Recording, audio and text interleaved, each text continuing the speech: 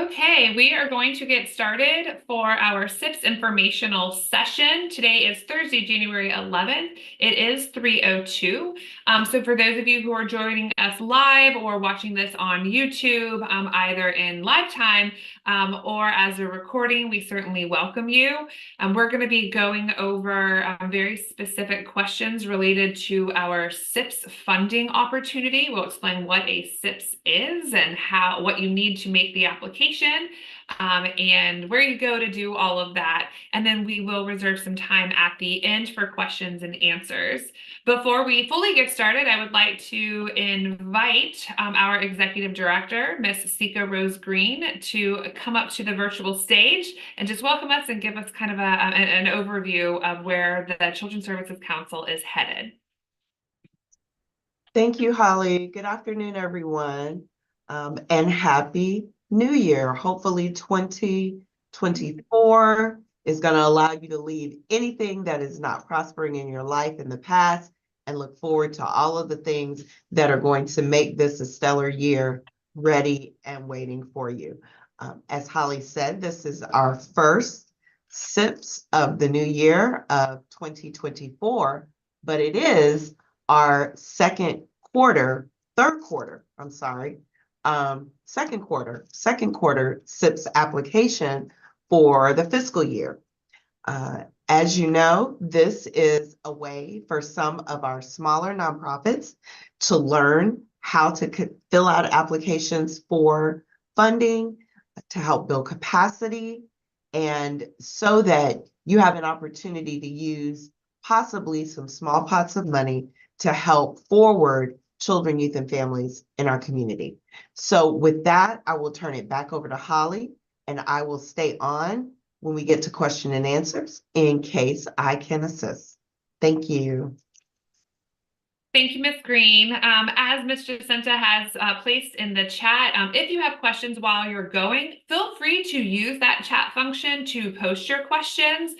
We'll do our best to respond in the chat directly to your specific questions. And then at the end, we can review all of them for the purposes of the recording. That said, it is being recorded and being made available so that anyone has access to this particular informational session as we go forward and through the application process.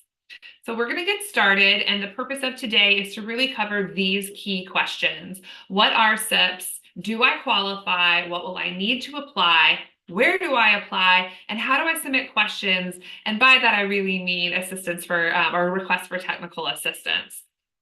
So to start things off, what are SIPS? These are small investments for program success.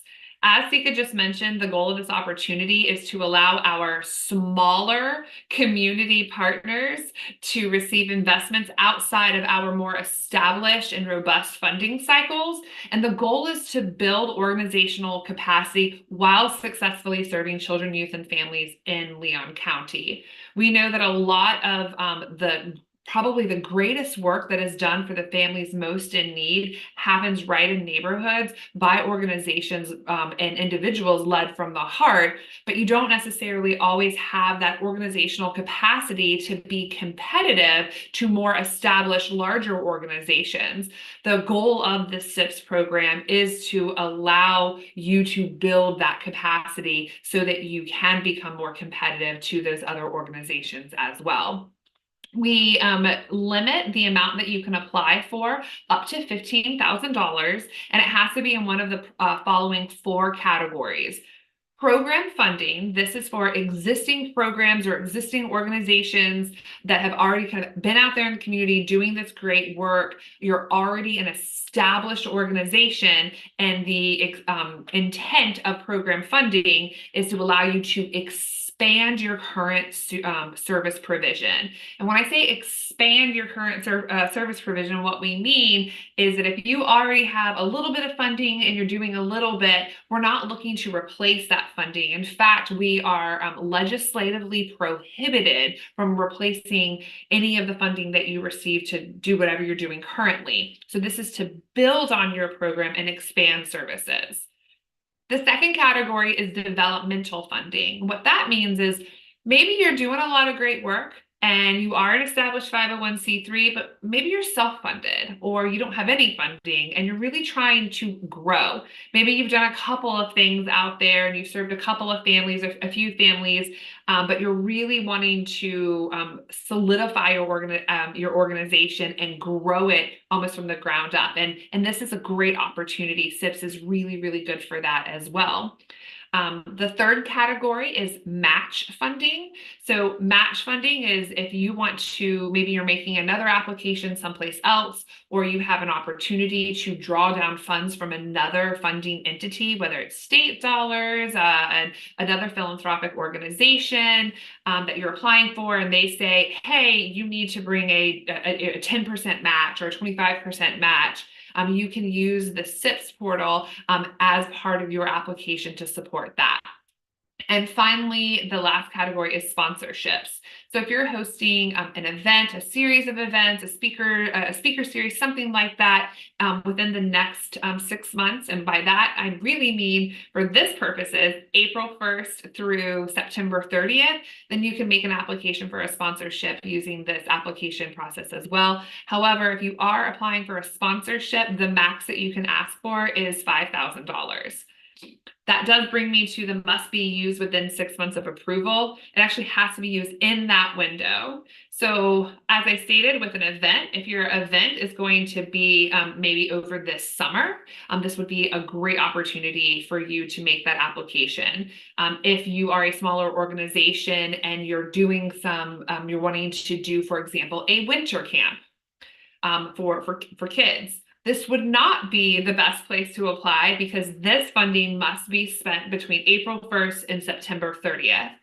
I do want to pause here and say that we have a summer enrichment program. So if you are interested in making an application for an actual summer camp for kids K-8, we have another process for asking for those funds, and that is our summer enrichment application. And that application is due on January 19th. But if you're a smaller organization, or maybe you don't meet the criteria for that larger program, you could use SIPS to make an application for maybe a smaller program, a shorter program right here through SIPS.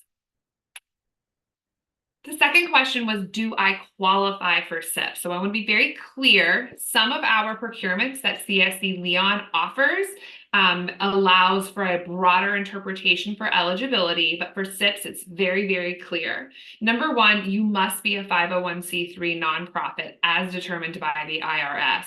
You will be required to provide that documentation. So if you are an LLC, or you're an organization, or maybe you're a developing organization, and you don't have your 501c3, our best practice is to make an application and find that fiscal sponsor that could apply, and you can work through their 501c3. But that is an absolute requirement.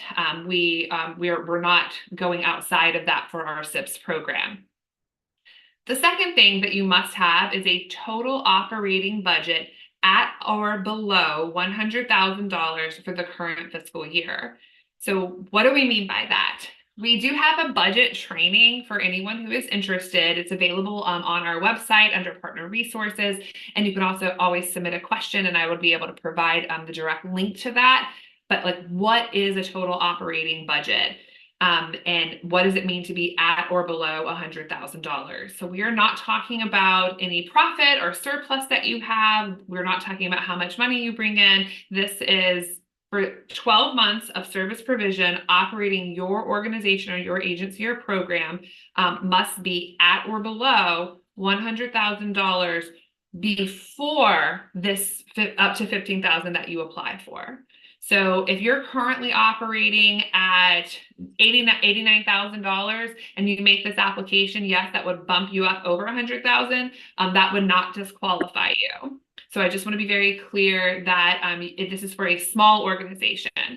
If you tend to rely a lot on fundraising, and last year you raised, I don't know, maybe $100,000 plus you had a small grant here and a small grant there, that would preclude you from making an application because we're looking at your total operating budget, and that does include fundraising efforts that you might be pulling in. Any private or public dollars should be considered. So your all of your income sources, whether it's a private pay, private investment, fundraising, small grants here and there.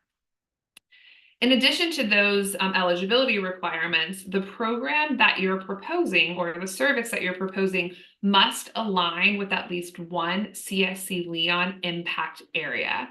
Just a few moments, I'll show you where to go on our website to find out more about what those impact areas are, to see if your program aligns. You will be asked in the application to choose one of those, and that is how we will determine if, in fact, your program or what you're proposing aligns with our program for SIPS. We are not making just general grant opportunities out there for programs. You do have to be in line with our priority areas. And finally, you must submit your entity's current annual budget and your organizational structure. So it's not enough to say, yeah, I'm operating at $100,000 or less. You actually have to show us. You have to show us your current annual budget. Again, annual, which means 12 months, all of your income sources, all of your expenses, so that we have that to understand where you are. Because if we do make the investment in your organization, remember, we can't do that replacement. It's called supplantation, and it's legislatively prohibited that we're not able to do that. So that is why we ask for that current annual budget and your organizational structure.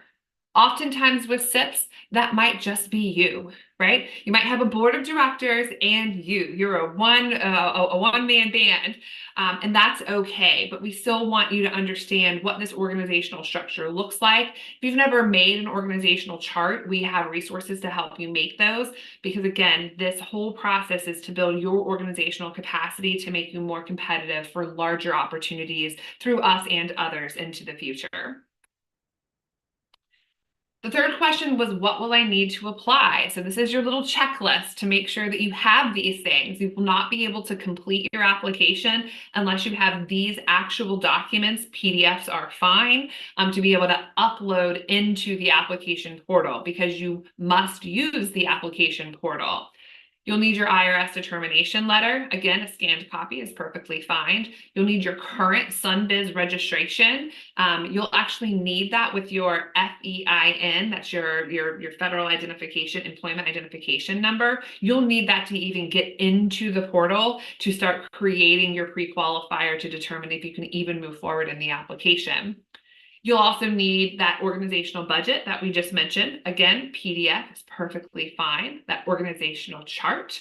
And then you'll have to complete the actual application with a well thought out program proposal, a timeline, and a budget for your funding request. I'm going to pause right there and say that again. A budget for your funding request. In the past, a couple of folks have made applications where they actually used the portal to explain their current budget, and ended up inadvertently asking for well over the $15,000. So think through, if your request is, $9,810, then how are you planning to spend that money? That's what we mean by a budget for your funding request. Being very explicit, because at the end of the day, all of the funds that we have are public dollars, and we have to account for all of them. I put up here insurance. Now, you don't need insurance to apply. That's why the stars are there.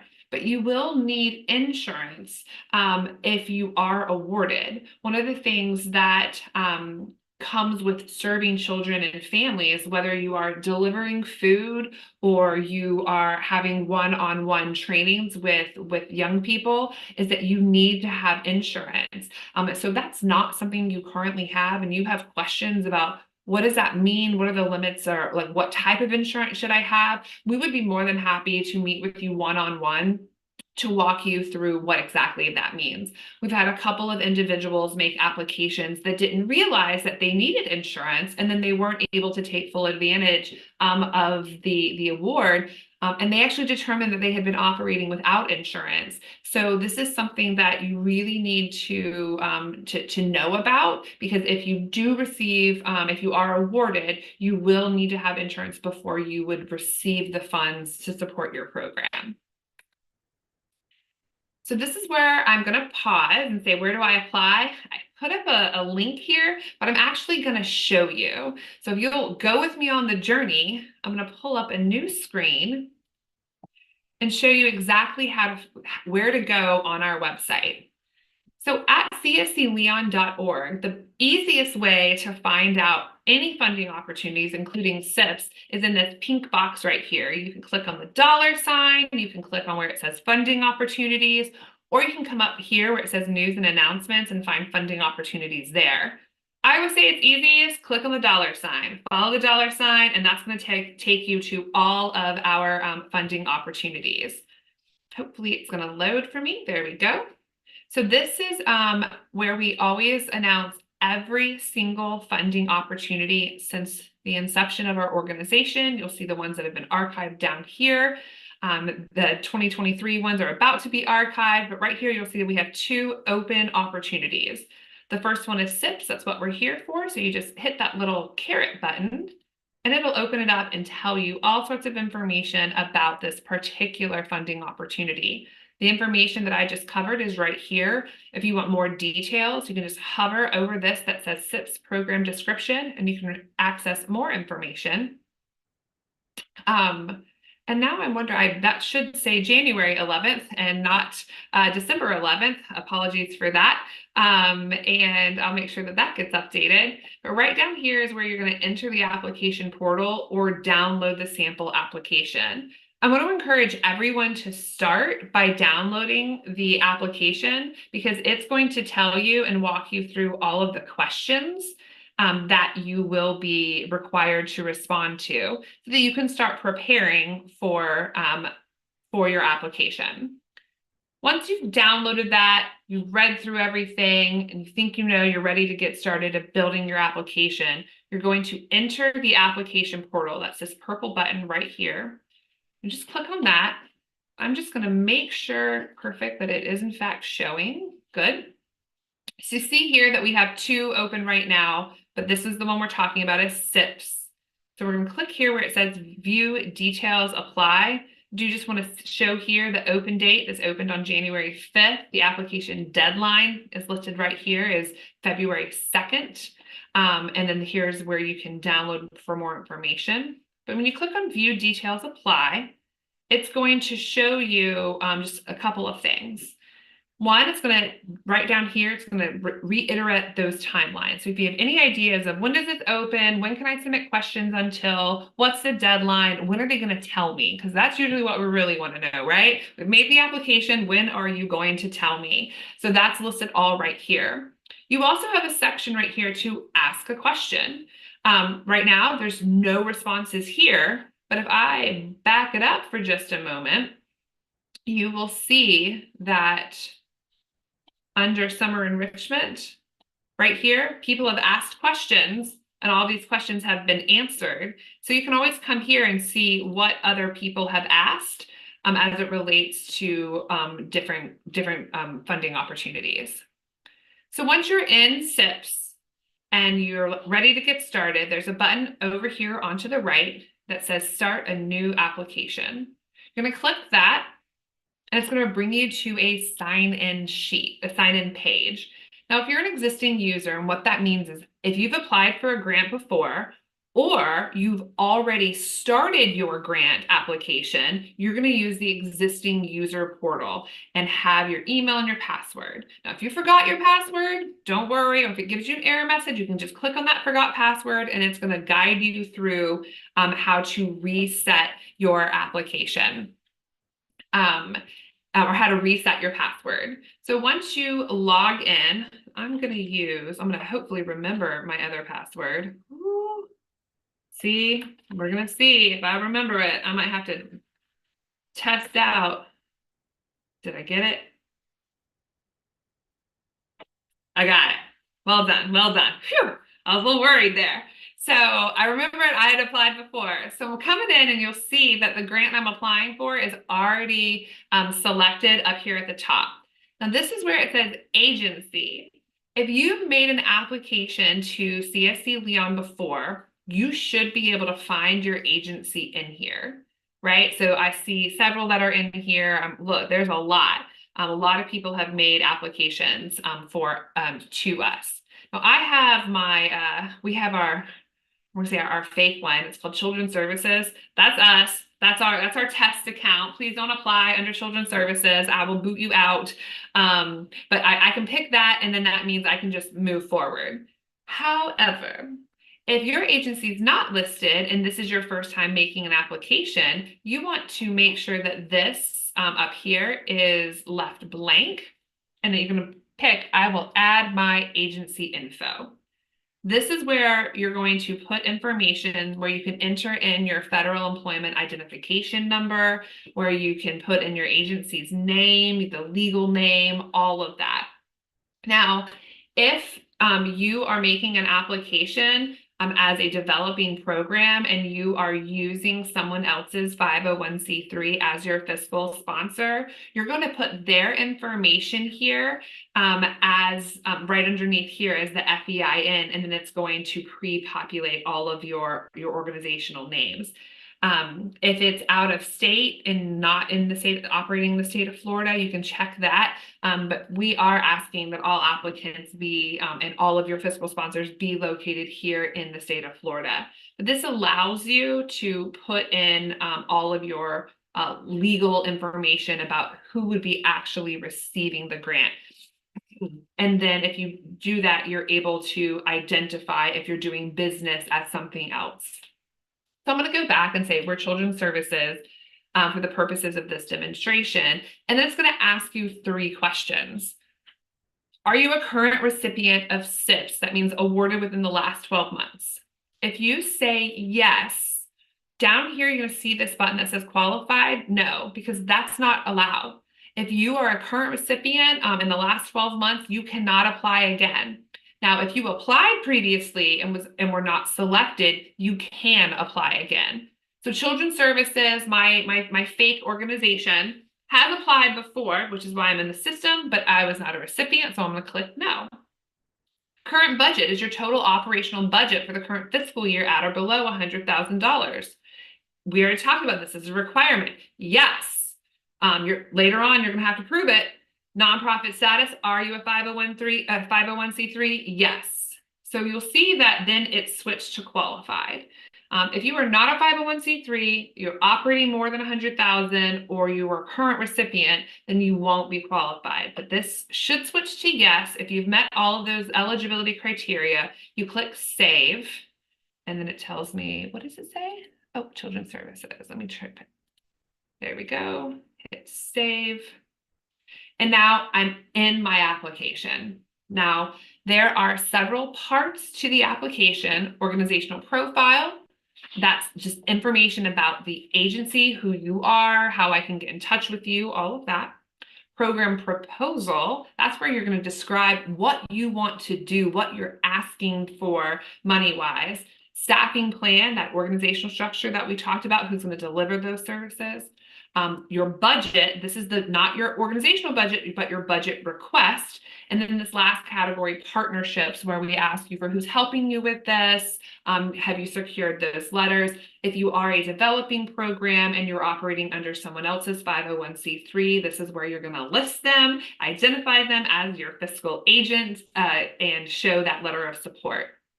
So here you'll see that this is the organization. Now, this is where you would put here under organization name. If in fact you are operating under that 501c3 and your organization name is different from what you just provided to get into the system, you're going to start here. Contact person, title of contact person, email and phone number. That is all of who's in charge of this grant application if there's a problem that I have to call or email. We just added phone number. It's not required, but please fill that out. Category is those under which one are you applying for. Your agency description. I'm going to choose program funding. Your agency description is about the organization, your mission statement, all of that, your kind of your history of service, anything like that. That's where you're going to put here. This is about the agency. If you have a website, you can enter it here. It's not required, but it is helpful for our council members as they are reviewing applications. This is where you're going to upload your SunBiz registration. If you don't know how to access your SunBiz registration, feel free to send me an email and I'll be happy to guide you to where to locate that. This is where you're going to identify the total annual operating budget and then upload your budget.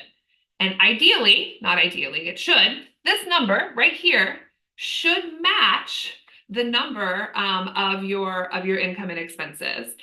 So that number should then be reflected on whatever budget you upload. Now, if you're saying, okay, great, I've inputted all that, let's go to next. Aha, you're going to see this red thing that says all of these other pieces are required. Now, perhaps you have some of this information filled out and you're ready to share it, right? And you hit next.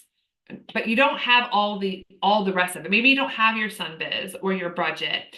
That's okay. Uncheck this box where it says mark this section complete, and now you can move on, and some of that information is saved.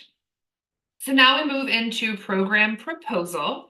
This is where you're going to input the amount you're requesting.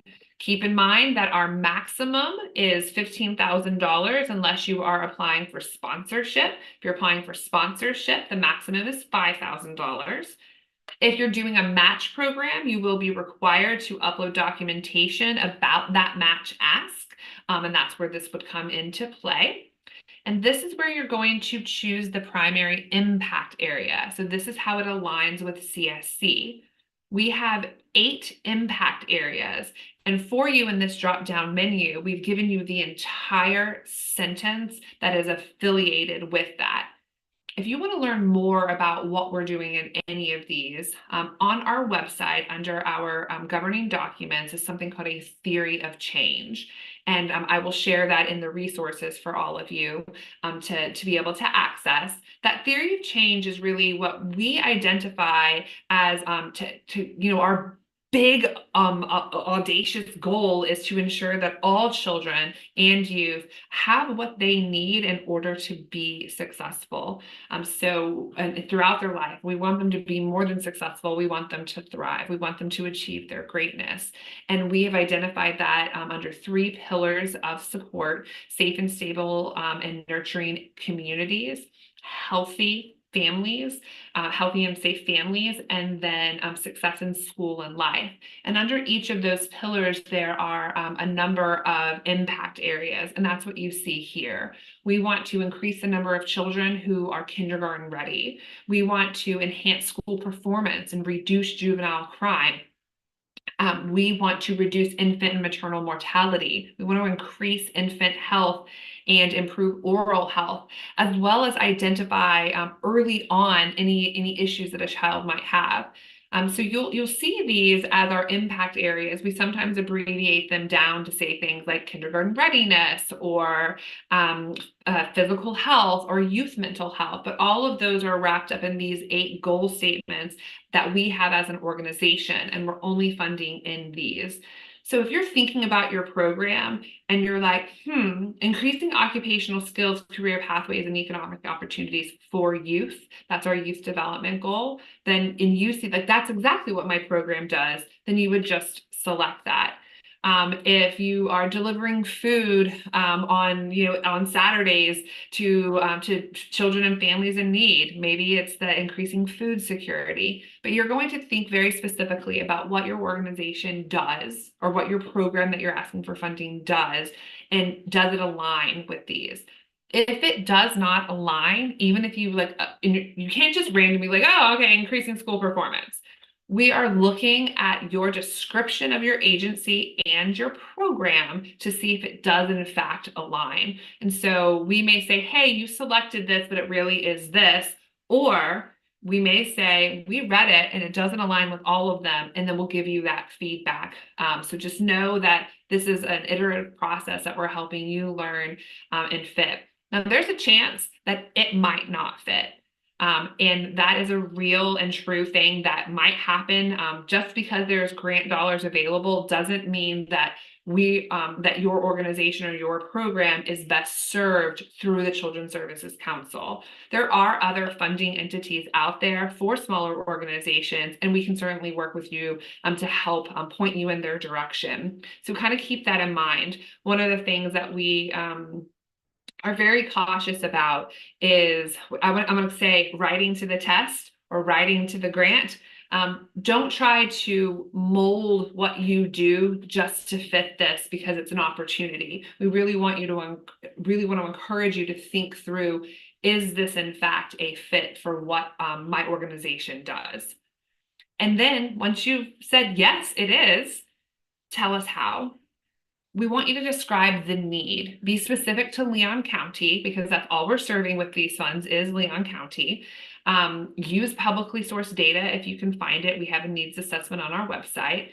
Then describe in detail the request, right? This is the need. This is how I'm proposing that we fill that need. Yes, we want you to be explicit on how you're going to use the funds, but not so specific here. You can do that a little bit later, that you're not saying, this is how my program is going to fill that gap or fill that need.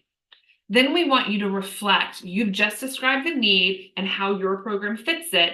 How does that align with CSC?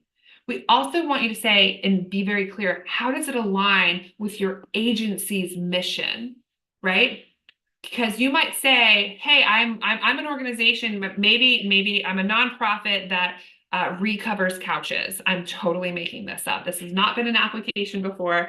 I'm a nonprofit. We recover couches. We take old couches and we repurpose them, we recover them, and then we give them to families in need. And now you're saying, I want to change that, and I'm going to start doing a summer program. I'm going to start serving kids in the summer. We're going to do a 2-week program, and we're going to provide a safe place for kids to congregate and hang out, and we're going to show them how to do this. You've never done that before. That's never been part of your mission. Maybe this doesn't align. Now, is that a cool idea? Maybe. Have you done it before? Okay. If you have done it before and you're like, you know what, we tried it for a week and it was really cool. We offered a camp. Now we want to grow that program.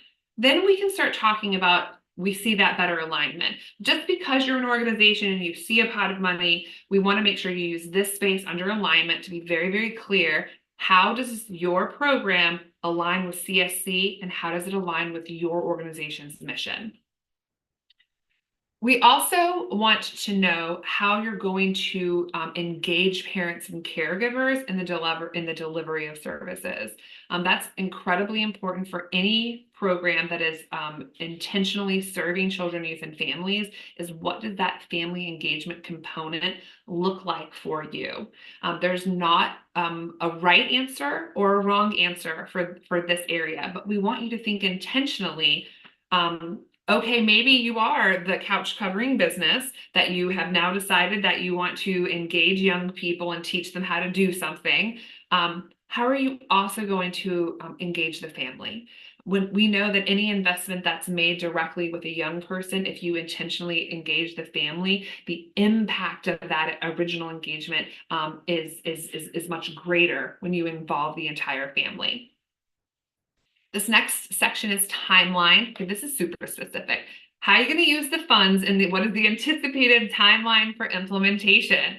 Again, keep in mind that your description must match the anticipated contract and service dates. So for this particular one, we're looking for programs that are implemented April 1st through September 30th. So be very, very specific for that section here. And the last piece right here is data collection. So please describe the types of service data that you're going to collect and what you intend to report to CSC. Now, if you've never had public dollars before, this might be brand new to you. So how are you going to show that you did what you said that you did in thinking about this? Is it just, I served 9 kids and these were, so like, oh, I'm going to serve 9 kids. Okay. What information are you going to get from those kids to prove that you served them? Are you going to have attendance records? Are you going to collect some information? We have enrollment forms that if you'd like to copy or borrow some of the forms that we use for our more established programs, we're happy to share. Think through how you're going to tell your story at the end, how you're going to say, I got these funds and I was successful, and here's how I know I was successful. I thought through about the information I was going to collect to show an impact. I did a pre-test and a post-test for the kids that I served. I did a satisfaction survey for the families that I delivered food to. I whatever like you're thinking through of like what information do I want to collect, and we have resources available. We have a couple of webinars that are coming up that we know about that we can certainly share with you. There's some training that we have done with the Institute for Nonprofit Innovation and Excellence that they have kept those links live for us, that if you want to just look at through how do you develop what the right inputs and outputs might be to show impact. This is really that first step of making sure that you're collecting information to prove your effectiveness. So what are you going to need? Ask yourself that question. So once you've completed all of this, then you're going to move on to the next section. I am going to very quickly fill this out with just the word test so that you can see that once you have filled out every single section, then you are going to hit this, mark this section complete, and click next, right? Now, when we go next, up here, you're going to see organizational profile is not done, but my program proposal, I have a green check mark. I've done everything I need to do in that section. So then you're in the next category. Now, once you're here, you can jump around to each of these different sections as long as they're all marked unmarked down here. So just know that you can, when you log back in and out, be able to access whatever you might need to. In this next section, you have your staffing plan, and this is the background and experience of the primary individual or individuals that are going to be doing the services described. We have an attestation. So we do require that anyone serving children, youth, and families be able to pass a level 2 background screening that is related to, and we use the same threshold as the Department of Children and Families and the Department of Juvenile Justice. And you can see here what specifically those levels are. And you'll see this term here that says disqualifying felony or a disqualifying misdemeanor. If you're curious at what those are, the statute that defines them is hyperlinked right here. So by signing your name below, you are saying, in fact, that you would pass this. Now, I've received a couple of questions about this, so I want to be very clear. Just because you may have been incarcerated previously does not automatically preclude you from making an application and being qualified. There are very specific disqualifying felony criminal offenses that will disqualify you if those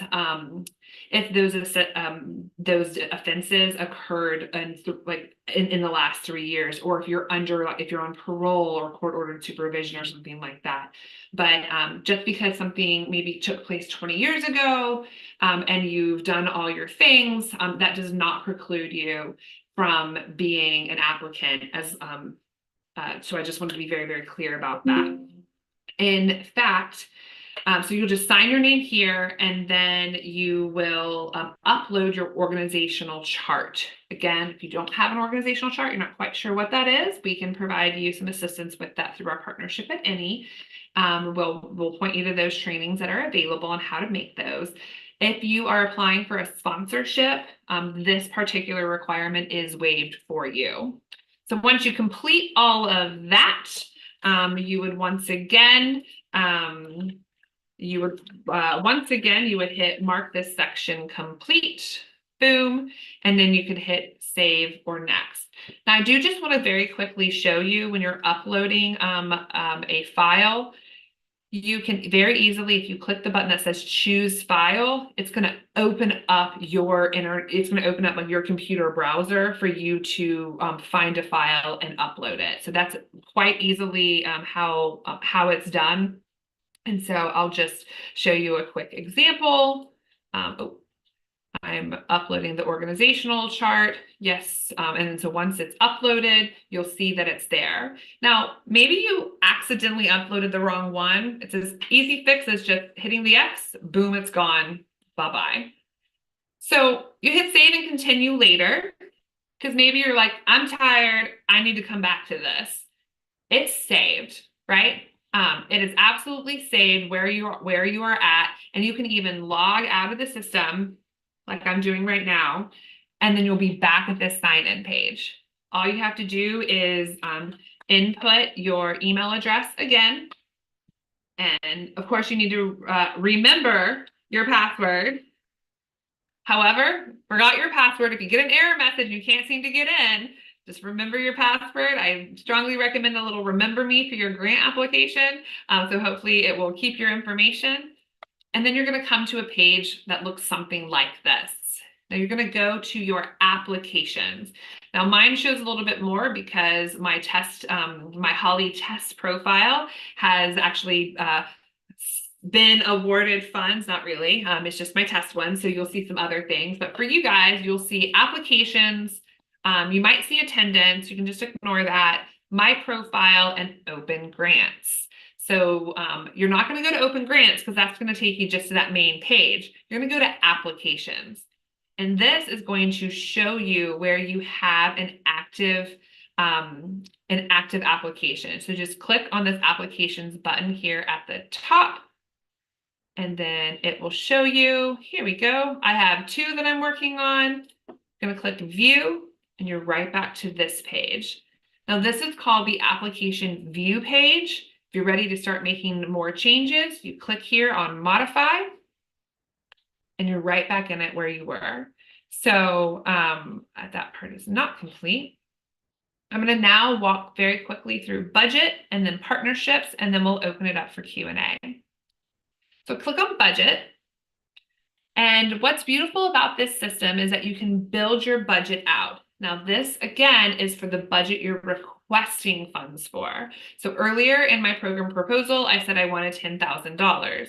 So I'm going to click on new entry.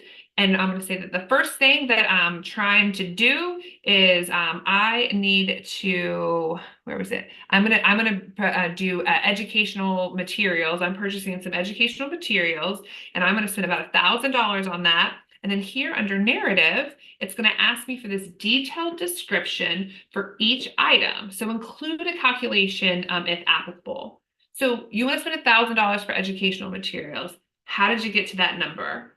Well, you're like, I'm going to serve, maybe this is the idea, I'm going to serve 50 kids, and I'm budgeting, right, $20 each. If my math is correct, and I don't know that it is, right, that's 1,000. So 50 kids times $20 each for, we'll say, backpack, pens, pencils, etc., right? And that's your description.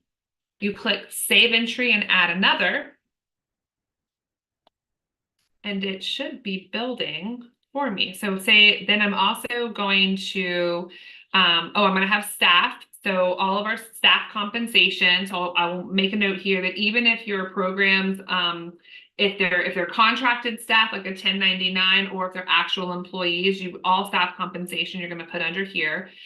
Say I'm going to do I'm going to do 2,500 for staff, and say it's going to be 10 staff members at, we'll say for easy math purposes, we'll do $20 an hour.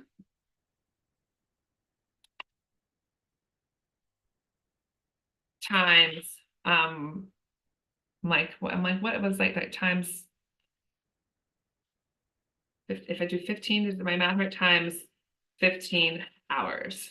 Did my math work out right there? right? 10 times $20 an hour times 15 hours each. That's actually 3,000. So let me go up here and let me just, so that matches, I'm now at 3,000. So now I'm gonna hit save entry. So when I hit save entry, you'll see that it starts to calculate for me. So I have my educational materials, I have my staff here, and I'm up to 4,000. In this, and I can add a new entry to keep building this out. Your objective is to make this in green match what your request was in your program proposal, because this is what we would build any award or final contract on, is based on what you put here and not the number that you put here. So be as specific as possible for how you're going to spend the money. Now, once this is complete, and we'll just giggle again and say that it is, and hit save and continue later, you'll see over here, I now have 3 of my required sections completed. But I'm not done. I want to go now into my partnerships. Now, if you come in here and you're like clicking and nothing's happening, it's probably because you're in view mode and not modify mode. So now I am in view mode, I'm in modify mode, and I want to go to partnerships and talk about partnerships. In this section, we want you to identify your partners and how they're going to support the operation or funding of your program and project. So if you currently receive funding from another entity, that's a great partner or relevant partner to list here.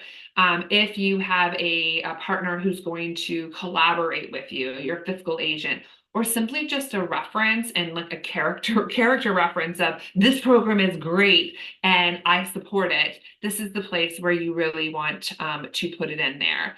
It is limited up to 10. We encourage you to not go over 3 because if you have saturation, the reviewers just won't read it. So kind of keep that in mind. But this is where you can identify who it is, what their phone number and email is in case we would like to contact them. What role do they play? Fiscal agent, letter of reference, partner in service delivery, whatever that might be, you're going to spell it out here. And then you're going to upload a letter of support from that partner. It could be a simple, currently dated letter that just says, dear CSC, to whom it may concern, I'm writing this character reference for Holly McPhail. She's running a fantastic summer camp program, and we have agreed to provide food for the children that she's going to serve this summer. Totally making all of this up. I'm not running a summer program, but that would be a great way to kind of show exactly what the nature of that partnership is. And it's a letter from them to show that they're your reference, they're your partner, to strengthen that. You can add as many as you want, as I said, and they will just pop up here. So I'm just going to say, Holly's Happy Camping. I'm just making one up. Here's my phone number and email address, service provider, upload my service. I'm going to upload my letter. I'm going to pick just a fake one for right now, just to show that to you. It's in there. I hit save entry. And now on this page, you'll see that there's one in here. You can click on it to edit it if you need it. If you need to delete that file, you can. And it stays in there. Or if you wanted to replace it now with a more current one, you can come back in, upload a different file just like that. You can add as many as you want here. Now say you're like, Holly's Happy Camping has told me now that they're not going to support me. You can click this red button, delete entry. Okay, and now they've gone away. And then you can hit save and continue later. Once you get all the way to 100%, you will actually have a button that will be submit. So I'm going to just show you what that looks like. I'm going to click modify, come to this primary person, and put them some things in here. Again, I'm just going to show you test information. Don't have the actual files for the purposes of this demonstration. But we're just going to, oopsies, that is definitely the wrong one, and put that in there. Our current budget is, we're going to say 30. There we go. and then I have to upload my actual budget. Again, it can be a spreadsheet, it can be a PDF, whatever you want to put in. Now this section is complete. Click on next, come over here. What else do I have to do? Aha, partnerships is an X. I want to be very clear that you don't have to have any partnerships, but without them, your application is far weaker. So we want to strongly encourage that you have those partnerships. So I'm going to enter in just one for testing purposes. Upload that file of support. And then when I hit save entry, that pops up and it's now in there. The date that was modified. I'm going to say that's the only partner I have. Mark this section complete. And then I'm going to hit. Now you see here I have a save and continue later and a submit. So I'm first just going to hit save and continue later. So now I'm here. I have 100% all green checks. All I have to do is click submit. So I just want to be very clear that if you come in and you have all this, but you have this big pink banner across the top, that means you have not hit submit yet. Once you hit submit, it's going to say, are you sure? So there should be no reason that once you hit submit, that like you're like not quite ready. Now I will tell you that once I hit submit, it will generate a PDF version of your application and email it to whatever email address is listed right here in that's in your created by. So it's not going to be this person. So if you're filling this out on behalf of somebody else, it's not going to go to this person. It's actually going to go to whatever is indicated on your profile because you're the creator of the profile. And with that, I'm going to now just talk about questions. So I want to show you once again how you submit questions, and then we'll open it up today for questions. All you have to do is right here, ask a question. You type in your question. Am I pretty? I'm just kidding. I'm not going to type that. I'll try this one. Am I funny? Please don't send this to us. I'm just showing you how the system works. And then select one. Is it a general question or is it related to fiscal? Just general. Submit your question. And then that sends me a ping, if you will. It sends me a notification, me, Holly, at the CSC, somebody has asked a question, and we will collate those questions and then respond to each of those questions. But that is how you submit your questions. And with that, I'm going to stop sharing my screen and invite anyone who might have a question in the chat or something now. And you can either come off mute and pose your question, or you can drop it in the chat.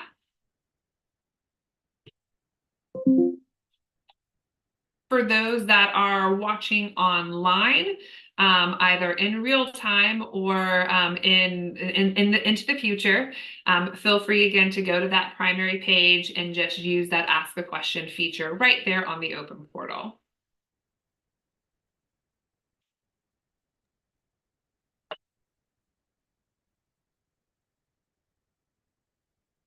Holly, so there was one question posted in the chat, so I'm not sure if you want to go ahead and just read it out and answer it. So it'll be on the record with the recording. Mr. Stanley Sims inquired, can you get insurance if you are awarded the grant or you have to have it before applying? That is a great question. I'm going to actually turn it back around to our Director of Finance and Operations or our Executive Director to provide the formal response to that. So Dina or Sika, whichever one wants to take that. I know we were just talking about this earlier today. So the answer is, I think it depends on for what funding you're applying. So if you are applying for, let's say, developmental funding, that probably means you don't have the program up and running yet. And so it would only make sense that you probably won't have the insurance prior to. That being said, if you are a nonprofit entity and are operating at all, there are certain insurances you should have. So we would require that you show us that you do have that insurance. So for example, directors and officers, that kind of insurance. And then if your program is selected to be funded, you would need to show us that liability insurance and any other insurance that, that you would need to have in place serving individuals. And that insurance covers not only you, but your entity, but anyone that volunteers with or touches any of the people that you are serving. Thank you. Dina, were there any other questions in the chat? That was the only one. Okay, well then we will conclude today's session. Unless Sika, you have any final thoughts or anything that you want to share out to anyone watching, like that's with us today or watching into the future? No, nothing else really to add other than this is really the opportunity to start the process if you've not applied for any type of grant or funding. This is a great way to do that.